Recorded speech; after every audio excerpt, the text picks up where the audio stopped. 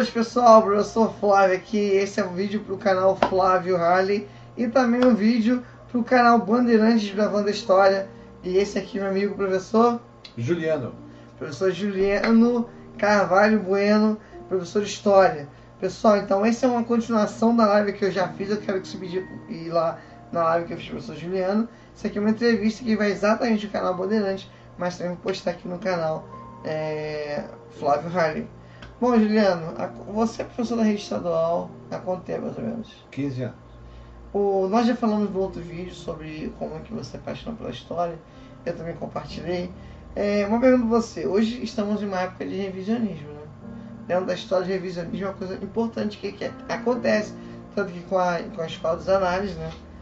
Surge então a história cultural, né? Antes você tinha só o pensamento positivista e o pensamento marxista.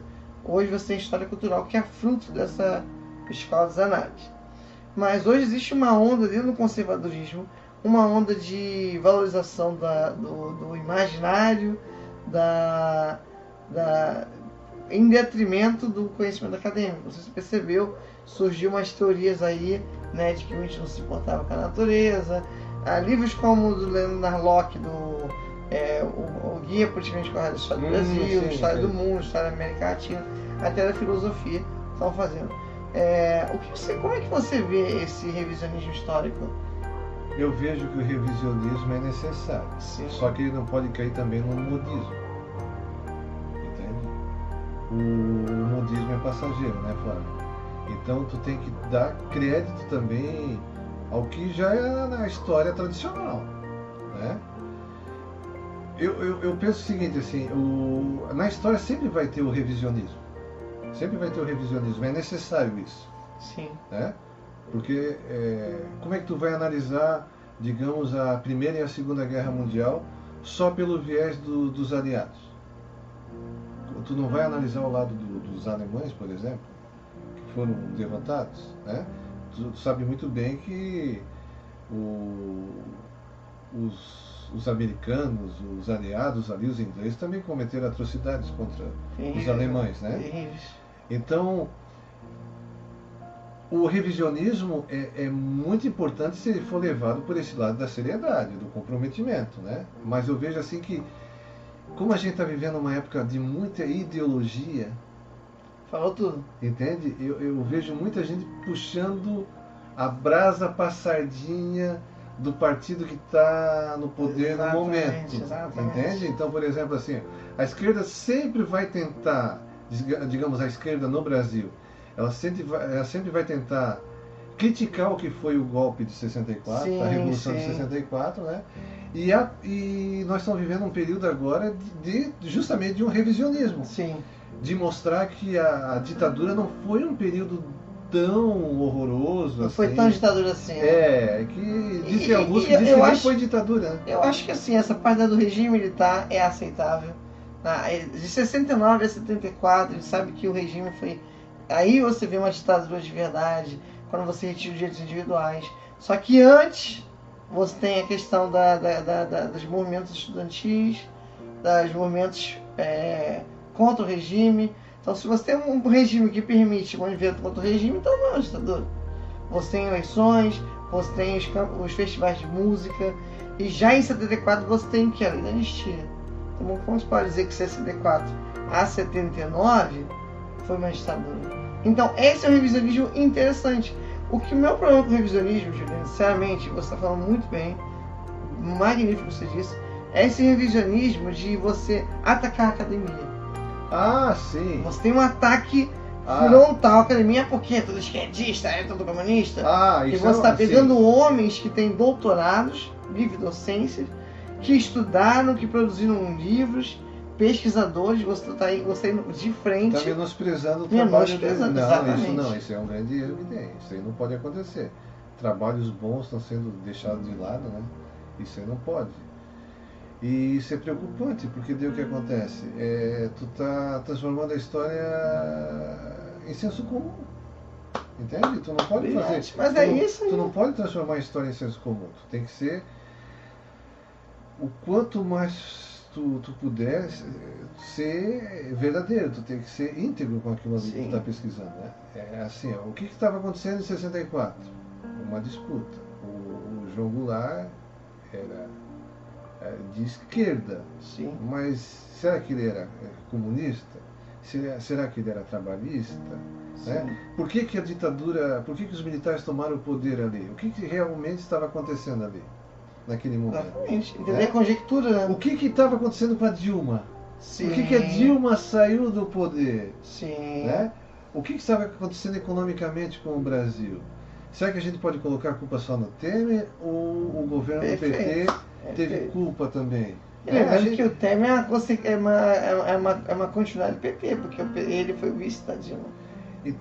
Então isso, nós como professores de história e os historiadores, eles não podem se contaminar pela questão ideológica.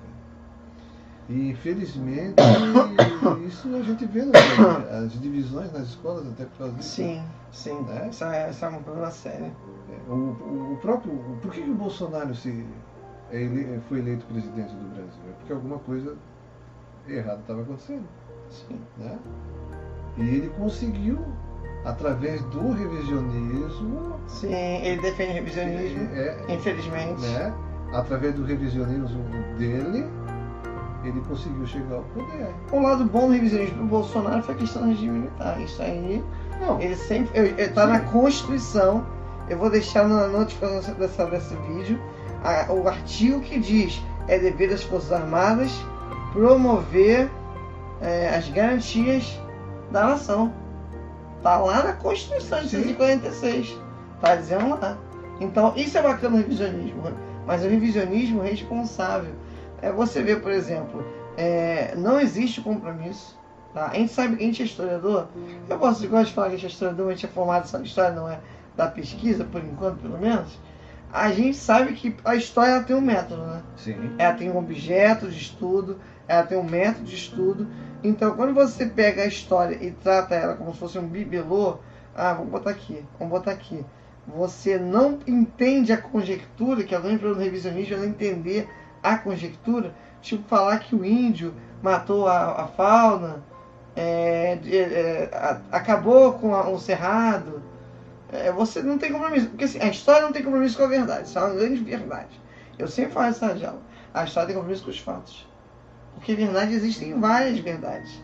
A minha verdade é a sua verdade, a verdade verdadeira, não é isso? Mas para perguntar a você, revisionismo responsável ou revisionismo de livro paradidático? Qual que é o segundo? O revisionismo responsável ou revisionismo de livro paradidático? O responsável, né? Com certeza, né? Esse é um problema, porque você já... A gente tem que tomar cuidado, justamente, foi bem legal tu falar isso, pelos livros que a gente está recebendo na escola, tendenciosos. Isso aí. Tem sim livro tendencioso. Muito livro didático e paradidático tendencioso. E isso aconteceu muito nesses últimos 13 anos aí, né? Porque o objetivo era o quê? O objetivo também era já, né? Moldar o nosso público. A ideia era o quê? Guerra cultural, né? Guerra cultural. Marxismo cultural. Sim. Esses aí são os exageros, entende, Plásio? Sim. Porque eu digo assim pra ti, o que é o comunismo hoje? Tu pode dizer que o regime do Maduro é comunista? Não pode. É uma tentativa, mas não é. A gente sabe que não é. Tem, vamos lá, tem capitalismo?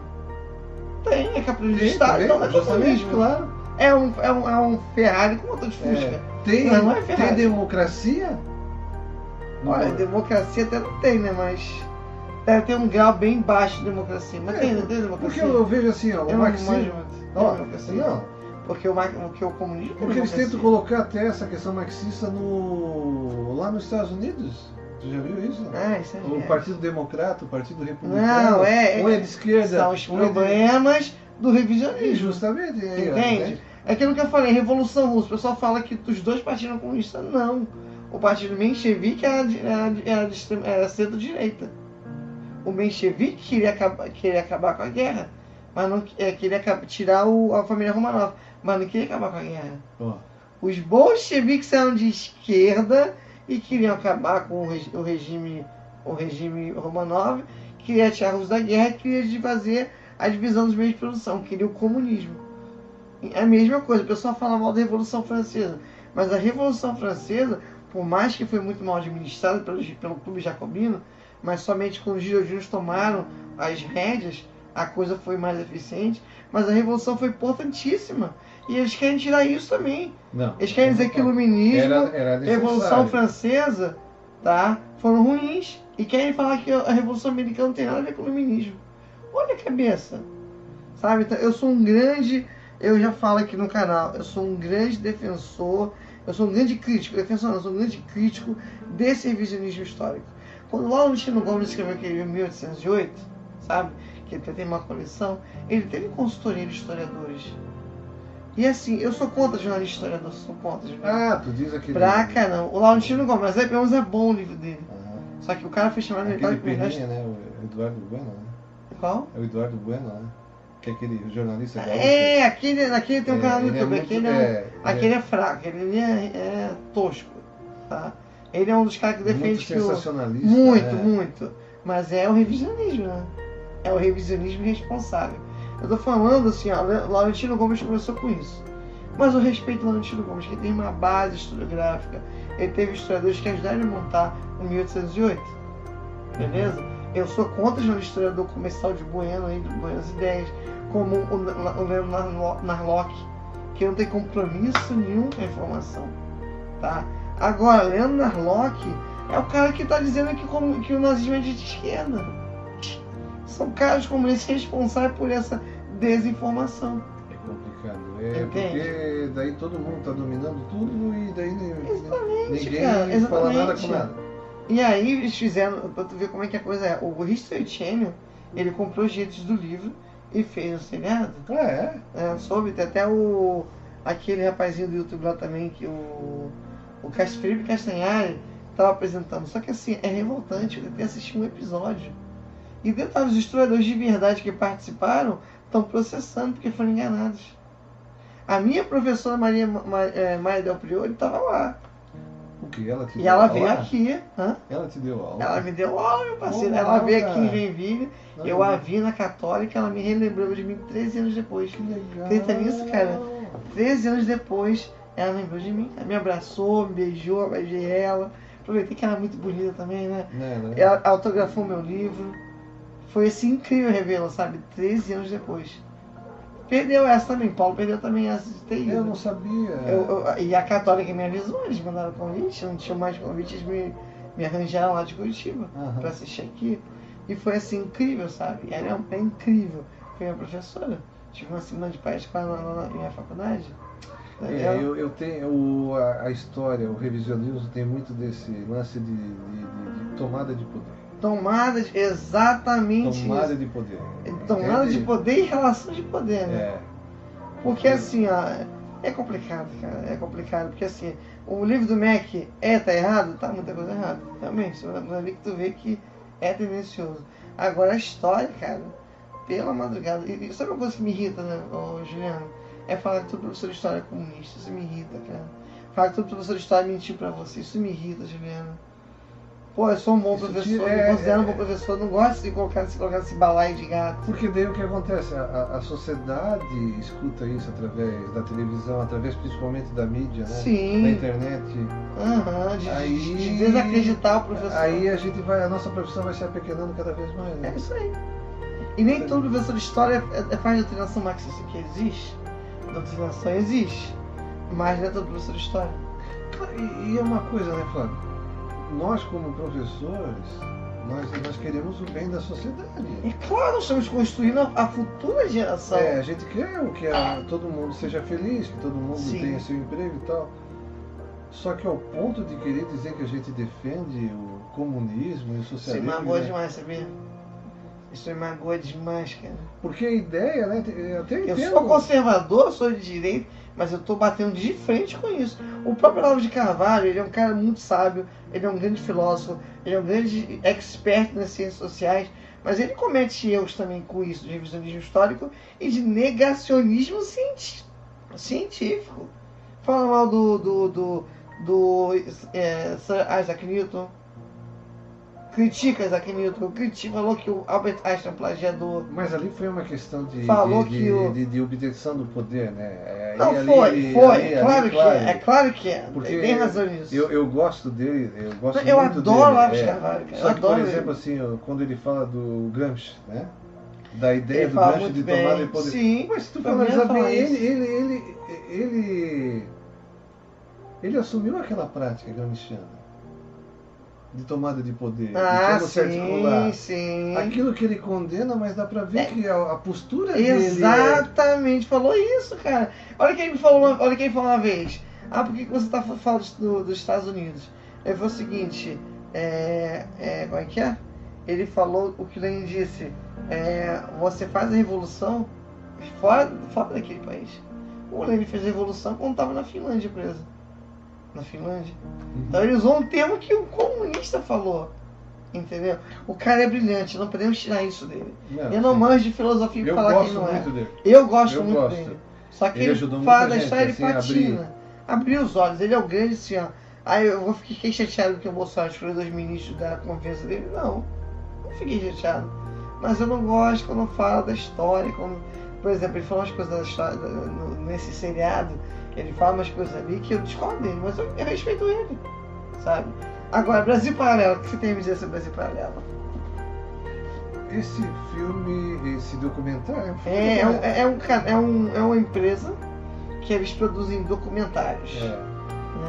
Eu acredito o seguinte, foi uma forma de combater o que estava aí, né? Sim. Da direita... Sim, isso aí. Né? Da direita, ela produzia combater algo... a desinformação, né? E claro que aquilo ali também contribuiu de alguma forma, né, ideologicamente com a vitória do Bolsonaro. Com certeza. Né? Eu acredito que o documentário foi... Eu assisti parte do documentário, eu achei bem interessante, entende? Eu achei muito bacana, assim. O que eles passam ali é coerente, faz sentido, assim. Mas é questão ideológica. Revisionismo. É revisionismo. Assim, eu gosto também de alguns vídeos muito bons, bem produzido. Mas, por exemplo, tu vê que eles pegam aquele ponto de vista do príncipe lá, né? Do Maquiavel, né? Não, do herdeiro do trono real. Não. Qual que é o dono da... É o Dom Bertrand, né? Mas sabe que mas também é ideologia. É ideologia monárquica. Então, é revisionismo. Entendeu? E tem daquele jurista também, aquele jurista... Eles também falam que nazismo é de esquerda. Tem um jurista lá bem... Olha, só que eu me impressionei, até o Jorge Caldeiros, ele escreveu o empresário do Império, até o Jorge Caldeiros tá nessa pilha. Ives Granda, o jurista. Ives Granda. Também tá. Ele tá naquele documentário. Só que eu vejo que eles pegam caras que não são da área de história pra falar de história. Aí eu vi um vídeo desse, um dos caras que fala muito bem de um cara que tem que ser falado muito bem. Isso é uma coisa boa do Brasil Paralelo, é que eles falam do papel do André de Silva, o José Bonifácio. Eles falam muito bem, isso eu bato palmas. Que foi o grande homem, né? O grande homem. O cara que idealizou o Brasil, né? Sem lei não haveria império. Mas o que eu sou contra nisso tudo é a ideia que é uma ideia muito colocada ali porque assim, ele falou numa palestra que o próprio Olavo de Carvalho falou por que o Olavo de Carvalho tem predileção para os escritores de história que não são historiadores. Que ele fala a questão da imaginação, que a imaginação funciona muito melhor. Então eu pensei, peraí, então quer dizer o seguinte, que o cara que tem uma imaginação e que não é formado em história, ele é muito melhor para falar da história porque eu sou comunista, então. Porque eu sou... Entende? Então, porque ele combate muito a academia, né? Ele combate porque ele é um cara, é um leigo que se fez autodidata. Né? Mas não só ele, tá? Mas essa galera tem um ódio à academia. Por ele ser autodidata, até que é legal, ele é merecedor de elogio, mas o erro dele, ele denegri muito a academia. E é isso que me dói. E é isso que bate, porque eu tive excelentes professores, cara. Eu pude ter sido doutrinado um pouquinho, eu tenho marxismo, eu fiz a historiografia e eu tive que ler esse livro aqui, ó, tá vendo ali? Éric Hobsbawm sobre história. Uhum. Esse livro aqui me levou ao marxismo não só na ideologia, mas como na parte da história. História econômica. Ele não gosta do Éric Hobsbawm. Não, o Éric Hobsbawm é um cara incrível, convenhamos. Mas por quê? Porque representa a academia. Por que a academia vai vir em relação ao nazismo de esquerda? O que ele fala assim, eles vão rir. O que ele fala é o São seguinte, desacreditados. que todo mundo na realidade tem um viés marxista, conscientemente ou inconsciente, né?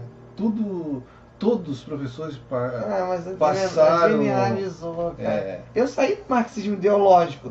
Eu ainda sou historiador marxista, porque eu acredito na história econômica. Cara, os processos históricos são muito mais influenciados pela economia do que pela cultura. Sim. O Paulo é culturalista. Não sei você se é positivista. Não.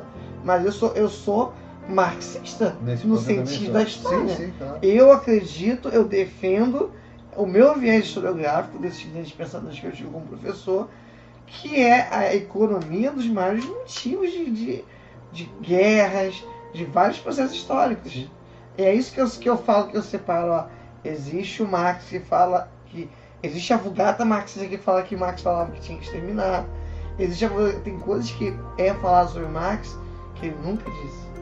A própria União Soviética, a Rússia, ele nunca falou que um país desse daria certo. Ele falou que tem que ser um país industrializado, ou Alemanha ou Inglaterra. Uhum. E aí vai ser um... E aí existe um pensamento meio política terra devastada de atacar esse pensamento. Beleza, Marx criou uma grande baboseira que não é dele, né? Na verdade ele meio que fez uma inovação, que é o comunismo. Já existiu o comunismo utópico, né? Socialismo utópico. Ele criou um socialismo mais histórico, científico, né? Ele influenciou muito o direito, ele influenciou a economia, ele influenciou a história, no meu caso em si, ele influenciou até a pedagogia, sociologia, né? Sim. O Paulo Freire é muito Marx no pensamento pedagógico. E o próprio Paulo Freire, eu vou te falar Paulo Freire, o Paulo Freire foi muito mal, a pedagogia freiriana foi mal adaptada. Se você pegar o que o Paulo Freire falou na íntegra, é muito bom.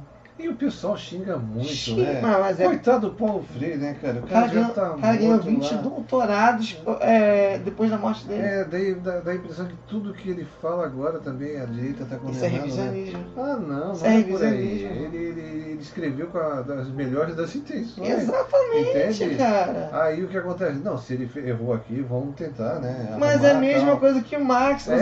Você vê educadores que implementaram o Paulo Freire de uma forma horrível. Tu vê nos Estados Unidos, é tudo Paulo Freire, cara. Parte da Europa, a educação. O Paulo Freire recebeu 20 diplomas de doutorado pós-morte, né? Como é que se chama quando é pós-morte? Honoris causa? Não, tem um outro, esqueci.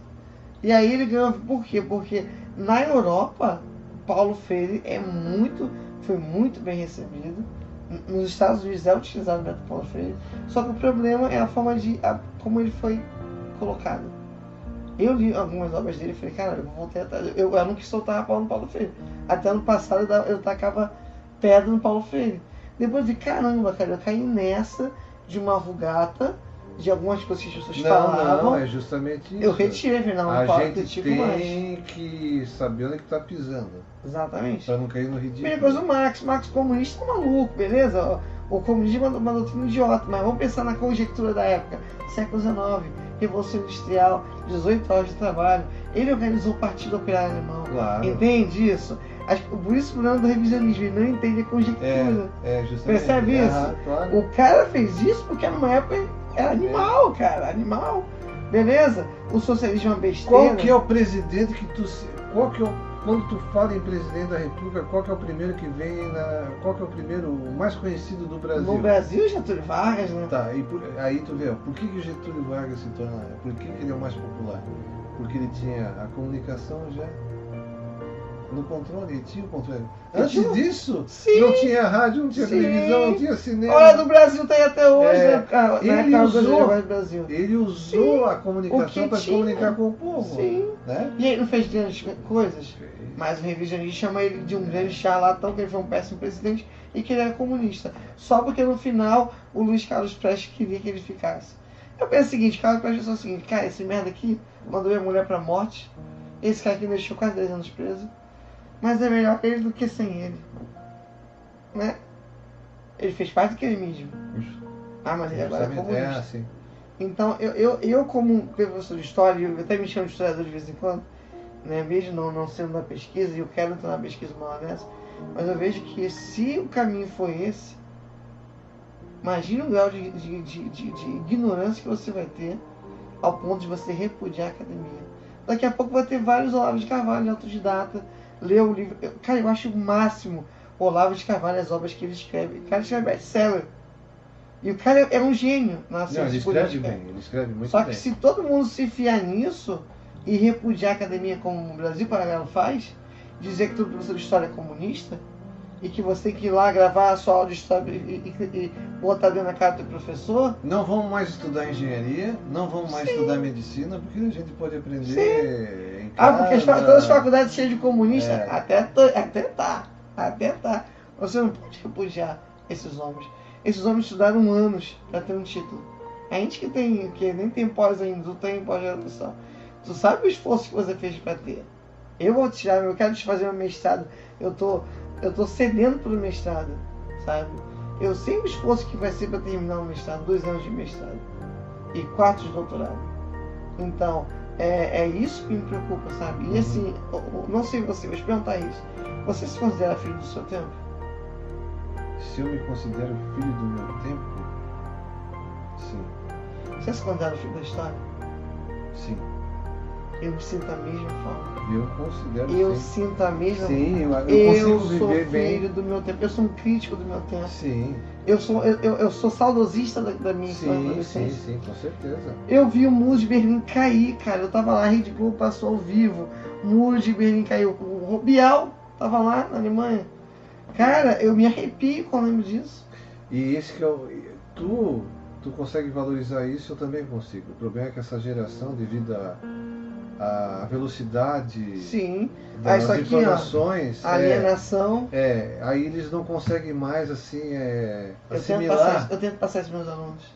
Esse é um problema que a gente, em sala de aula, eu vejo isso. Mas fora da sala, né, também. As pessoas não conseguem mais fazer isso que eu e tu estamos fazendo aqui. Que é conversar, dialogar, né, com o público. Né? É tudo imediatismo. Então, nesse ponto, essa geração ela não valoriza a história. Porque a memória histórica ela é efêmera. É efêmera. Ela é passageira, né? E eu tenho medo. É instantânea. É instantânea. E eu vou te falar, eu tinha 10 anos quando o muro caiu. Eu tinha 12 anos quando a União Soviética, quando as utopias socialistas caíram. O socialismo real caiu. Eu tinha 12 anos. Eu lembro disso. Não, tu vê só. Olha que interessante. Isso só para tu ver como tem coisas que são permanentes e outras que terminaram, né? Sim. A União Soviética acabou, o Muro de Berlim caiu, o homem foi à Lua, né? Tem mais alguma coisa? O PT chegou ao poder no Brasil, cara. A esquerda que esperou anos para chegar ao poder chegou. Hoje não está mais. E o monopólio de transporte coletivo de Joinville não acaba. Muito bom, Juliano. O transporte coletivo não acaba, cara. Tudo isso acontecendo no mundo, no Brasil, e o que é da paróquia não muda. Não muda. Algumas coisas. Até a uva passa, né? Mas a Gideon Tostuza não passa de monopolizar o transporte público. Pessoal, vou terminar com uma pergunta a você para gente fechar aqui. Fala. Juliano, antes de tudo, quero te agradecer pelo seu tempo. Eu sei que o seu tempo é precioso, é um domingo. Também que a gente está de férias, no holiday, porque, né? Época boa, graças a Deus. Um mês aí. E eu quero chamar você mais vezes. Esse vídeo vai ser editado, vai estar bonitinho para vocês poderem ver. E eu quero perguntar a você uma pergunta. Esse é um elo perdido, cara. De acordo com a nova revisionismo histórico, daqui a pouco vai ser isso. Fala. Já estou prevendo daqui a 30 anos, revisionismo histórico. É biscoito ou é bolacha? Pô, agora. Vai ser o elo perdido daqui a 30 anos, de acordo com o revisionismo histórico. É biscoito ou bolacha? É bolacha. É biscoito, bolacha é um tapa na cara. Tô brincando, pessoal. Não, mas eu digo assim pra ti, ó. Não, eu olhei pela questão de você devorar, de ser comestível. Verdade. Entende? Gostei. Eu Nunca olhei, vi por esse ponto. eu observei por esse lado. Pensei que tu estava olhando assim, será que é comestível, se é uma coisa permanente ou vai ser passageira? É bolacha. Depois dessa do Juliano, É isso que bolacha. eu digo, entende? É uma coisa passageira. É um modismo. É um modismo. Meu amigo, então, meia horinha, como eu te prometi, a gente vai terminar aqui. Eu quero dizer muito obrigado. Assim, muito obrigado que você está fazendo por mim, pelos meus inscritos, pelas pessoas que me seguem, os meus amigos. Quero dizer que você é um ótimo professor, você é uma boa referência. Para mim, você é uma referência de professor de história. Não é porque você está aqui na minha frente falando. Você é um cara muito inteligente. E eu quero pensar que a futura geração vai ter vários Julianos, talvez alguns Flávios. Não, tu também é um cara muito bacana, né, Flávio? Possamos... Tu, o Paulo, né? A geração nossa, eu tenho um colega meu, o Emerson, o Werner, tem muita gente, então tem muita gente boa que está no anonimato, que o povo não conhece, entende? Então são grandes homens, grandes profissionais, entende? Pessoas que querem o bem dos alunos, da sociedade, que a gente tem que ir para outros campos, entende? Não só ficar em sala de aula. O que tu pensa, o que eu penso, pode ajudar muita gente. Então, eu fico muito contente de estar aqui contigo nesse momento dialogando, porque a gente está ajudando. Com certeza. E a gente está fazendo a história ser interessante para os outros. É isso aí. E é essa a minha intenção mesmo, fazer a história ser interessante. A história é muito importante para a gente, o básico, para a gente não cometer os erros do passado. Exatamente. Se a gente vê que aconteceu alguma coisa boa no passado, vamos fazer agora. Se alguma coisa errada aconteceu no passado, não vamos repetir. Infelizmente que as coisas se repetem. Né? E assim, Juliano, é uma coisa que eu penso muito em sala de aula. Quando eu entro em sala de aula, eu penso o seguinte: meus problemas aqui acabaram e eu procuro estar sempre motivado. Isso faz uma diferença. Sim. Isso faz uma diferença. Eu já percebi isso com os alunos. Eu já recebi uma cartinha, até teria uma cartinha que eu recebi de aluno, dizendo que o meu sorriso torna o dia dele suportável, sabe? Nossa. Tem noção do que é ouvir isso? E assim, eu encho meu coração assim de alegria, porque não, mas é emocionante, pra mim é uma Flávio? luta, cara. Pra mim é uma luta estar animado todo dia. Mas tu é o sabe? cara, né? Pô, eu fico muito feliz com isso. Tu é o cara. Eu fico muito feliz com isso, cara. E vejo que... às vezes eu vejo que os vídeos no canal ajudam nisso também, sabe? Sim. Porque às vezes tem alguém que precisa saber do que a gente está falando. Porque assim, a gente concorda com o revisionismo, a gente discorda da forma que ele é feito. E a gente é filho do nosso tempo. Eu sou muito grato, sabe por quê? Porque eu tô com 39 anos. E não sei se você sente assim, eu sou 10 vezes melhor do que eu era antes. Eu sou mais bonito do que eu estava antes, tô brincando, eu era mais bonito. E eu sou muito mais esperto do que antes, eu sou muito mais inteligente do que antes. O amadurecimento ajuda a gente. E assim, eu espero que os nossos alunos, que um dia escolherem a nossa profissão, possam espalhar a semente. Meu pai fala o seguinte: um dia eu vou viver através dos seus olhos. Uma coisa que meu pai era um bruto.